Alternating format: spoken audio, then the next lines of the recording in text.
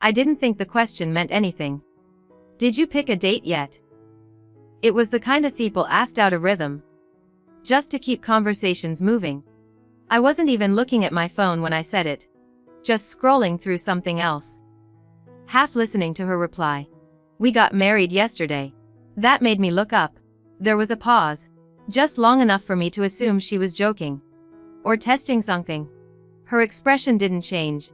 Small thing, she added. Just for special people. It wasn't sharp. It didn't need to be. The way she said it already placed me somewhere outside of it. Then she smiled, a little too deliberate. Made the guest list. She said. You weren't on it. There wasn't a reaction ready in me. Not anger.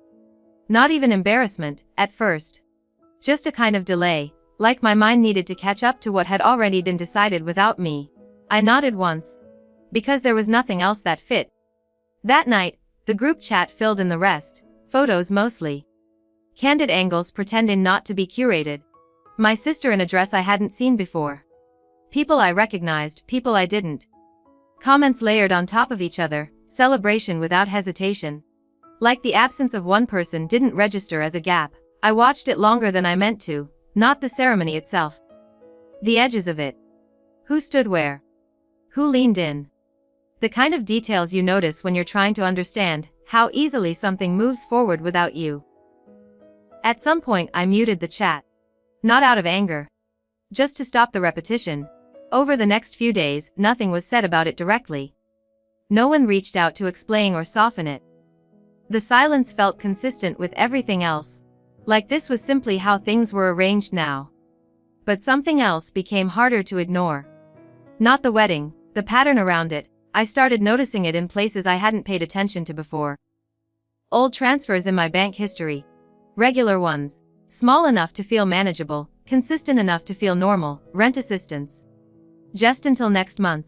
Then again. And again. It hadn't been discussed as a system. It had just become one. I tried to remember when it started, but the exact moment didn't matter. What mattered was how long it had continued without being questioned.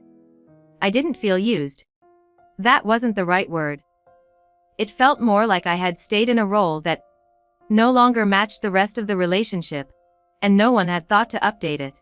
A week passed before she called. No preamble. No mention of the wedding. Rent's overdue, she said. Did you send it like always? The phrasing caught something in me. Not the request itself, the certainty behind it. Like nothing had shifted, I leaned back in my chair, letting the silence sit for a second longer than usual. Didn't I tell you? I said. She didn't respond immediately. That I wasn't doing that anymore. Another pause, not confusion, exactly.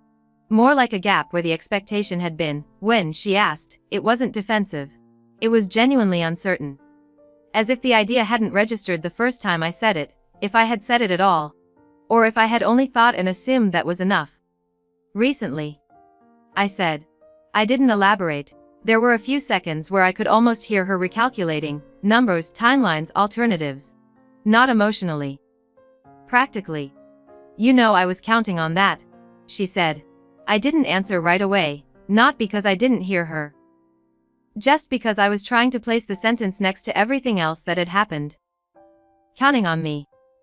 But not enough to include me. I know. I said finally. It wasn't agreement. Just acknowledgement. The call didn't end abruptly, it just thinned out. Fewer words, longer pauses. Nothing left that felt natural to say.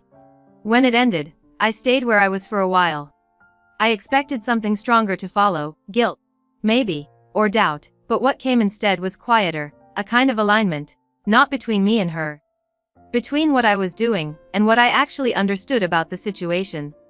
For the first time, the roles matched. She had her life, arranged the way she chose, and I had mine, no longer extending into places where I wasn't present. The group chat lit up later that evening. More photos. Different angle. Someone had added a filter. I didn't open it. Not out of avoidance. Just because I didn't need to see it again to understand where I stood.